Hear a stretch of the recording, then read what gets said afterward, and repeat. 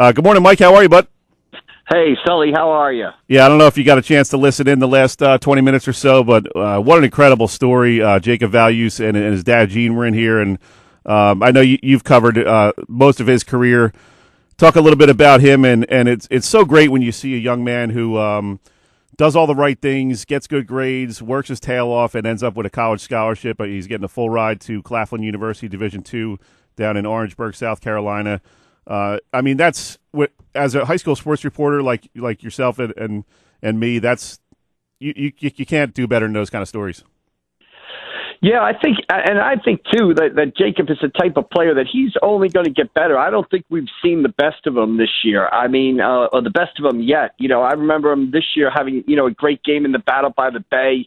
Pulling down 23 rebounds. I think he's 6'3", 6'4". He can shoot from the perimeter. He can play inside. I think he's the type of kid who has not yet reached his potential. I think he's only going to get better as he matures and gets older. So I think, that school down in South Carolina has gotten themselves a steal because they've got, a potentially Division I player, a kid who would be a Division I talent, in a couple of years at the Division II level. So to me, he's a guy you got to keep an eye on because he's a guy that I think is just starting to find out how good he can be. And Mike, you're a father. I mean, to hear his father's backstory of coming over from Haiti, basically on a rickety boat, trying to make a better life for himself in 1982.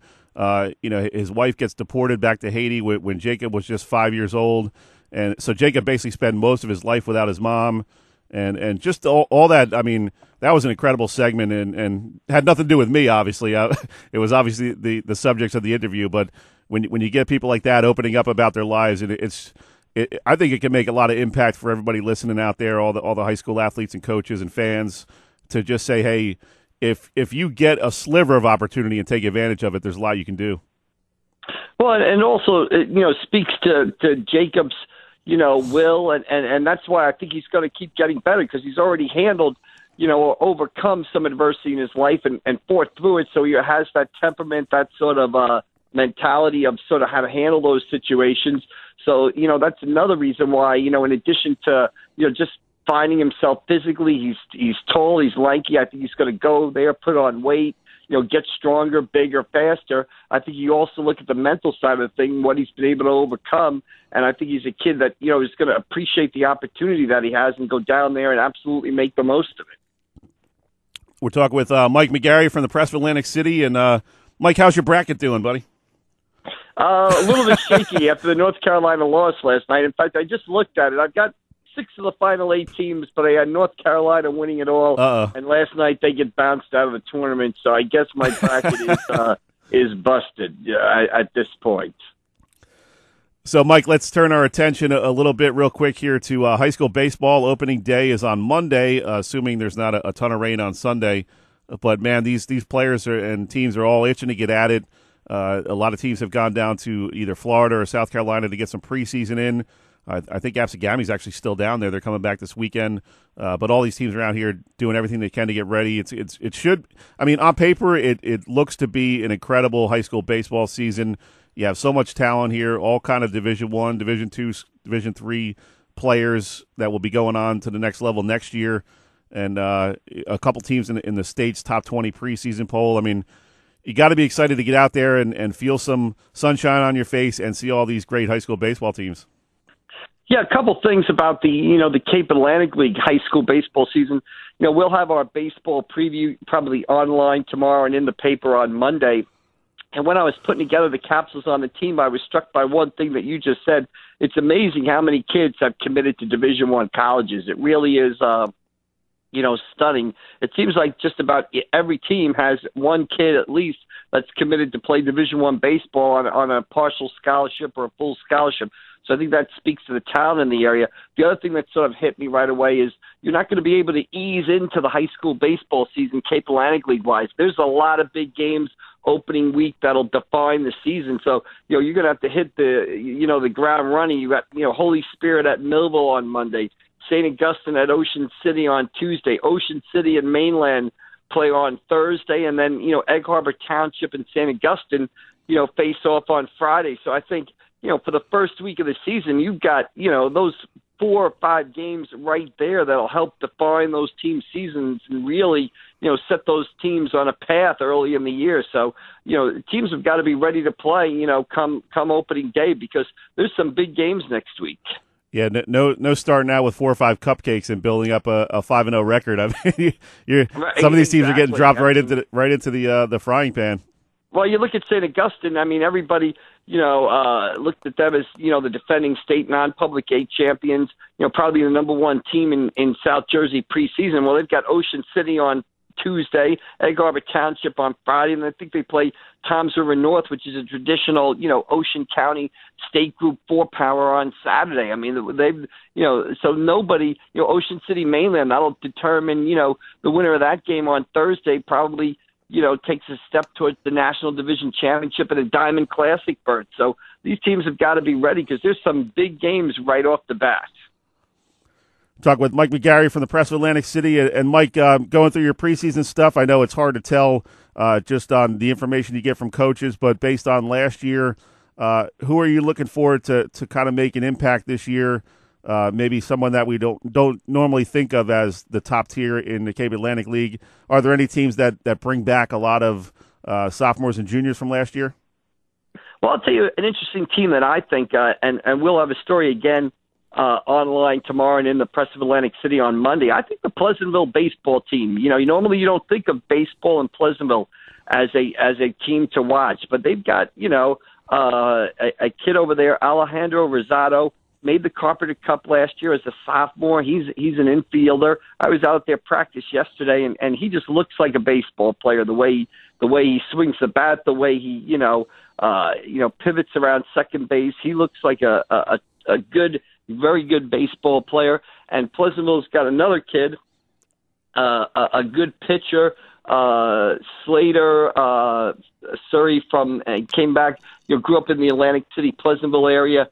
Came back from the Dominican Republic last year, joined the team in May, and gave them another player to sort of rely on. So with Rosado and the other kid, I think Pleasantville, you normally don't think of them as being an outstanding baseball team, but with Rosado and Slater Surreal, I think you've got 2 kids right there that make Pleasantville an interesting team to watch this season. I know that the baseball team is kind of looking to build on what the football team and what, Jacob and his basketball buddies did in the winter. So I think Pleasantville is an interesting team to watch this spring.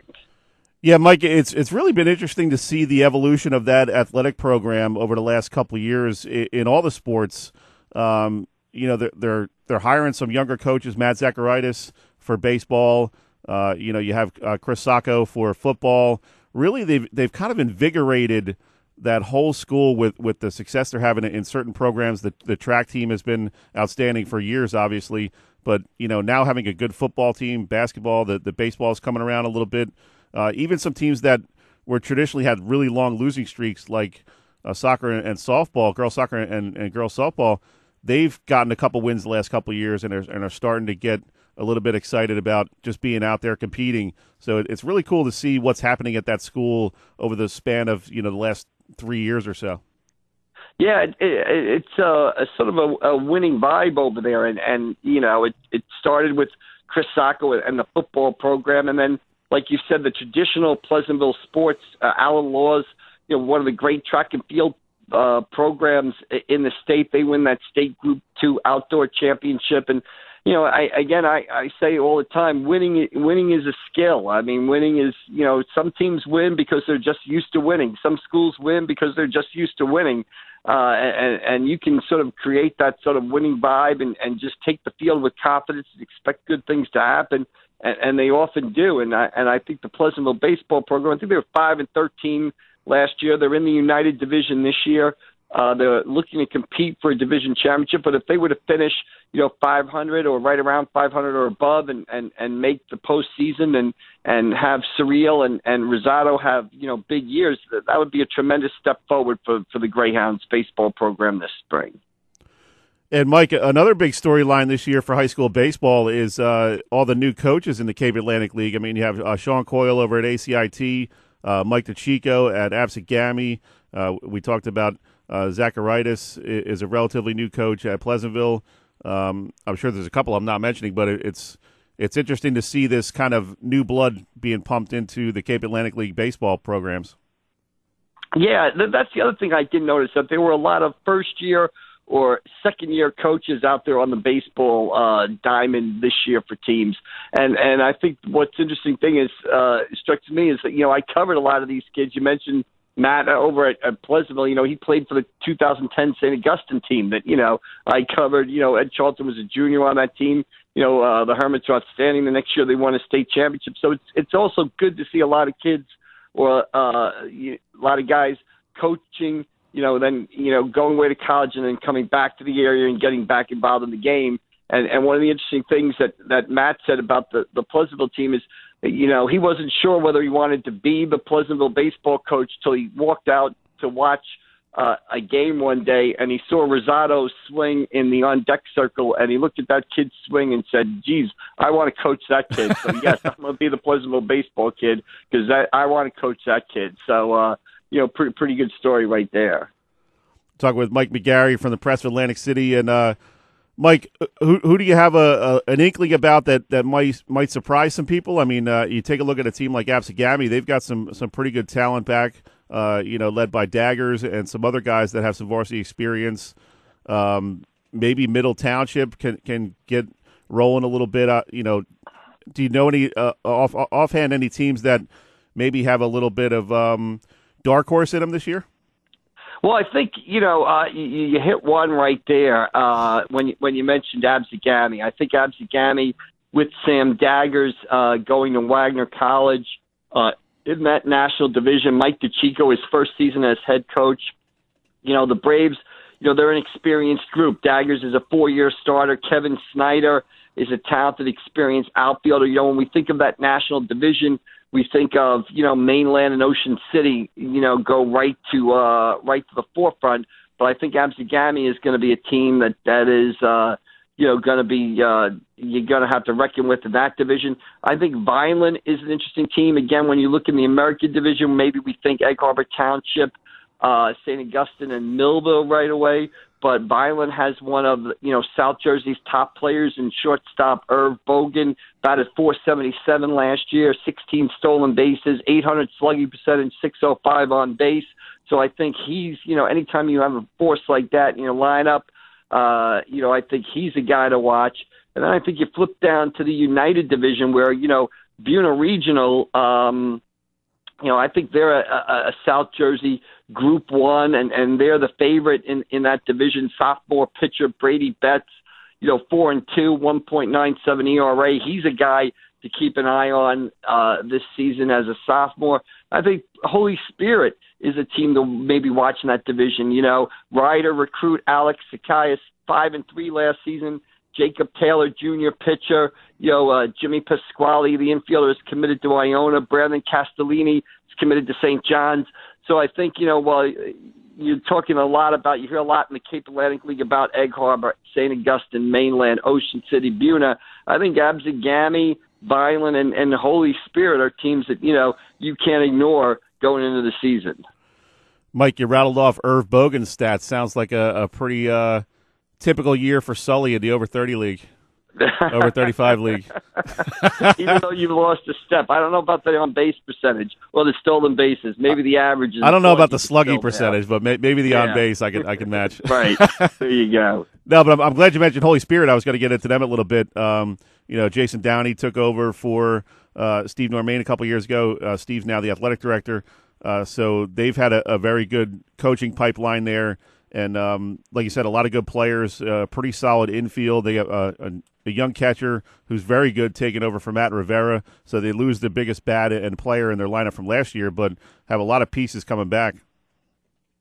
Yeah, and they've got a big game opening day against Millville out at Mike Trout Field. And let's say, I'm going to go out there and cover that game on Monday because I'm going to cover high school baseball. What better place to begin the high school baseball season than at Mike Trout Field in Millville? It's a good place to start. And the other thing to keep in mind is for teams that want to make the Diamond Classic or be in Diamond Classic contention, these are big games. A crossover game, between Holy Spirit and Millville, that could determine, an at-large bid or put a team in contention for an at-large bid for the Diamond Classic. So, again, the season starts right away and with a lot of meaningful games right off the bat. Well, as the high school baseball coaches love to say, it gets late early in April. Well, the spring sports do go fast. I mean, it seems, it is the shortest season. It lasts April and May, so it's basically about 10 weeks, months. I guess. Right, and of those 10 weeks, it seems like one of them is taken up by, spring break, and another 3 are taken up by rain outs or snow outs or cold outs. So it seems you're jamming 10 weeks of action into 4 weeks there. So, the spring sports do go fast. It's the shortest of all seasons, and then you put everything else on top of it, and it's just a whirlwind, basically. Well, Mike, keep your knit hat in your car until about Memorial Day in case you got to go to Ocean City games. Well, that's everywhere. That's the other thing about the spring season. It is cold. It is the coldest season of all. I tell people all the time, football is warmer. I'd rather be outside for a football playoff game in early November, late October, than be at a high school baseball game in April. So I've got 4 or 5 jackets in the car, hats. Keep the car stocked up. That's it. Go. Yeah, you can always take jackets off. You can never add them on, so always have them in the car. Good stuff. As always, Mike, we'll catch up with you next week and see how the first week plays out of the high school baseball season. Like you said, marquee games pretty much every day in the first week. So we'll have some interesting stuff to talk about next week. Yeah, absolutely, Sully. I'll see you out there, and thanks for having me on. Talk to you next Saturday. You got it. Thanks, Mike.